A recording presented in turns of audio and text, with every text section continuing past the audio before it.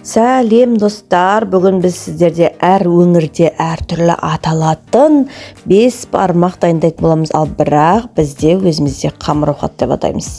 Неге қамыр-ауқат деп атайтынымызды түсінбеймін. Ал бүгін қазір осы 5 бармағымыздың рецептілерімен сіздерге бөлісіп, қалай жасалатынын айтатын боламын. Ең алдымен етіңізді тазалап жуып, мен негізі жылқының етін сіздерге кеңес беремін.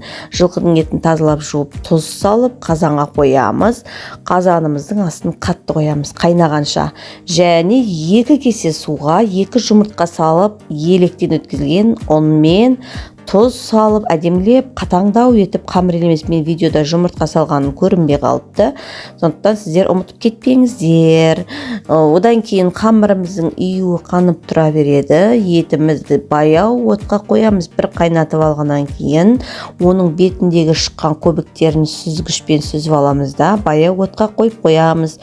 Ол баяу отта 3 сағаттай қайнап тұра берсін, ал біз оған дейін қамырымызды жайып қояйық. Июі қанғаннан кейін қамырымызды жайып қоямыз.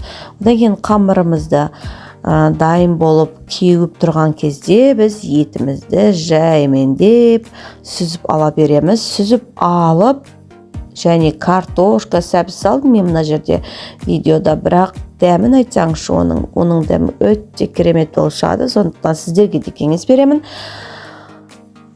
Қамырымызды салып, қайнап тұрған қазанға қамырымызды салып, қамырымызды пісіріп аламыз. Қамырымызды пісіріп болғаннан кейін өзіміздің әдемілеп дайындап жасап қойған тұздығымызды бетіне құятын боламыз. Тұздығына қамыр қайнап жатқан кезде бетіне кілкіп шыққан майын сүзіп аламыз.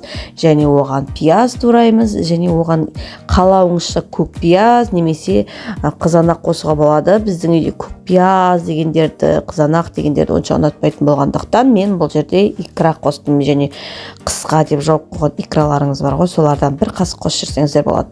Және осы қамырдың бетіне өзіңіздің қонаққа немесе өз отбасыларыңызға деген еттеріңізді әдемілеп турап салсаңыздар болады, қалауыңызша. Сонымен қонақтарыңыз да, жолдасыңыз да, өзіңіз де риза боласыздар.